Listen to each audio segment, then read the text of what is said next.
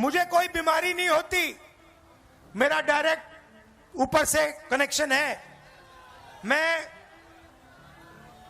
भगवान से डायरेक्ट बात करता हूं। मुझे आखिरकार राहुल गांधी ने भी बिहार चुनाव में अपना प्रचार अभियान शुरू कर दिया है और एक बार उन्होंने फिर दिखा दिया है कि क्यों वे चीजों को शुरू होने से पहले ही खत्म करने के लिए जाने जाते रहे।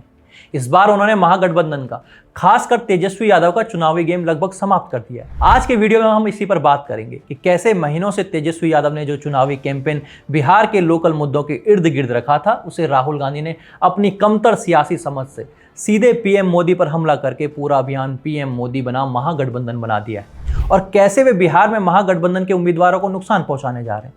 नमस्कार, मैं अभिषेक, आप देख रहे हैं द पैम्फलेट। दोस्तों, मुजफ्फरपुर जिले में चुनावी रैली को संबोधित करते हुए राहुल गांधी ने कहा कि नरेंद्र मोदी वोट के लिए स्टेज पर नाचने भी लग जाएंगे।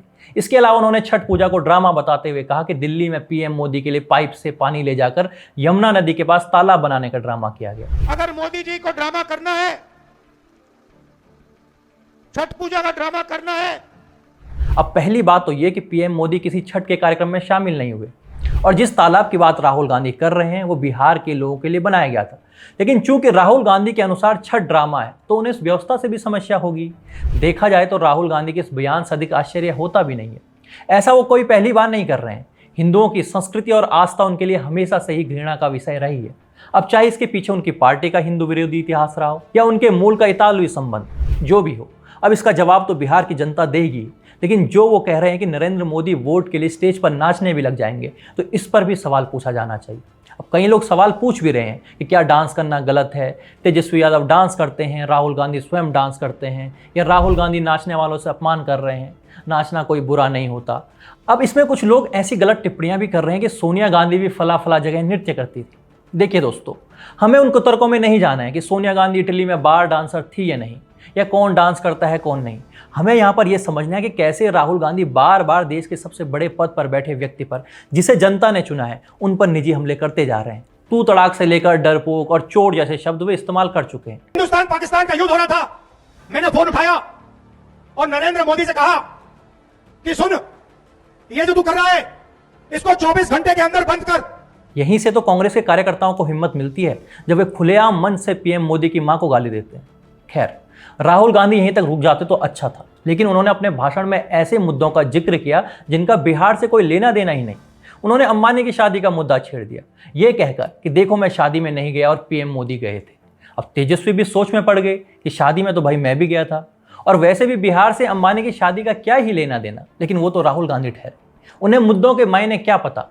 उनकी चाबी तो पिछले 10 वर्षों से एक ही जगह अटकी हुई है। उनके सलाहकार पिछले 10 वर्षों से उन्हें एक ही स्क्रिप्ट पकड़ा रहे हैं जिसमें वो रट रहे हैं। राहुल गांधी जिस भी राज्य में जाते हैं वहां के जिलों के नाम उठाकर उस पर मेड इन लगा देते हैं। एक बार उन्होंने मिशेल ओबामा के किचन में मेड इन जौनपुर का पतीला पकड़ा दिया था, और अब वे मेड इन बिहार का नारा देकर कह रहे हैं कि मोबाइल, शर्ट, पैंट आदि बिहार में बनने चाहिए। जहां भी आप देखो मेड इन चाइना। हमारा कहना है कि मेड इन चाइना नहीं, मेड इन बिहार होना चाहिए उस वोट के पीछे। बिल्कुल बनने चाहिए, लेकिन राहुल गांधी को यह भी तो जानना चाहिए कि धीरे धीरे ही सही बिहार मैन्युफैक्चरिंग की दिशा में आगे बढ़ रहा है। बिहार ने साल 2015 से अब तक 1 लाख करोड़ से ज्यादा निवेश आकर्षित किया है। पटना और भागलपुर में मोबाइल कंपोनेंट यूनिट्स लग चुकी हैं और पीएलआई स्कीम से बिहार को 5000 करोड़ का लाभ मिला है। और रही बात मोबाइल फोन के चाइना में बनने की, तो मेक इन इंडिया ने देश भर में मोबाइल प्रोडक्शन को चाइना से शिफ्ट कर दिया है।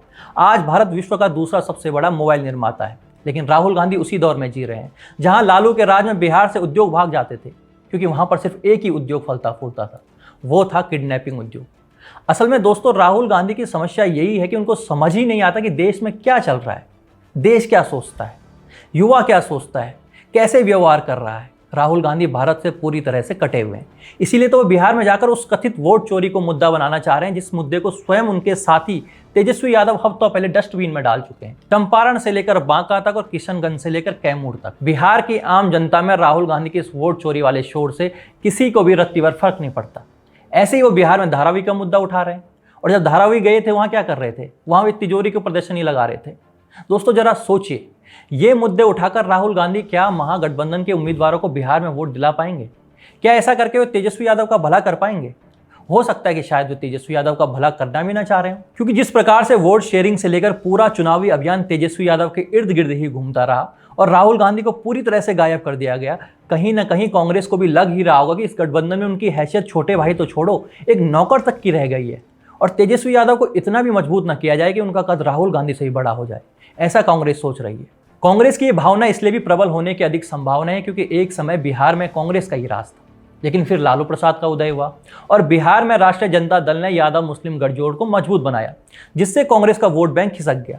सिर्फ बिहार ही क्यों, देश के अलग अलग राज्यों में कांग्रेस के साथ यही तो हुआ है।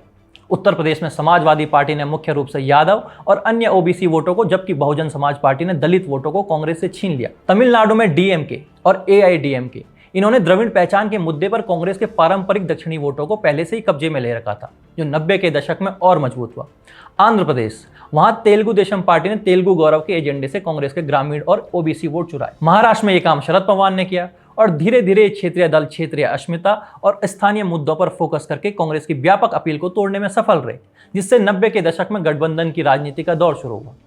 अब क्षेत्रीय दलों ने कांग्रेस के जिस वोट बैंक को अपना बनाया था, कांग्रेस उसे वापस पाना चाहती है और इसी कोशिश में वो क्षेत्रीय दलों को खत्म करना चाहती है। इसके अलावा अखिलेश यादव भी थोड़ा चेते हुए नजर आ रहे हैं। शायद अखिलेश यादव को किसी ने सलाह दी होगी कि बिहार के बाद राहुल गांधी उत्तर प्रदेश में उनके साथ मिलकर चुनाव लड़ सकते हैं, इसलिए राहुल गांधी को अभी से सीमित कर दो। यही कारण हो सकता है कि अखिलेश यादव ने हाल ही में राहुल गांधी के लिए जननायक शब्द के इस्तेमाल के विरोध में उतर आए। फिलहाल तो दोस्तों, बिहार की जनता को फैसला करने की क्या वे ऐसे नेताओं को वोट देंगे जो हिंदू आस्था को ड्रामा बताते हैं, निजी हमले करते हैं और राज्य के विकास को पुरानी स्क्रिप्ट से जोड़ते हैं, या फिर बिहार की जनता एनडीए की ठोस उपलब्धियों के साथ जाएगी। बने रहिए हमारे साथ, देखते रहे द पैम्फलेट।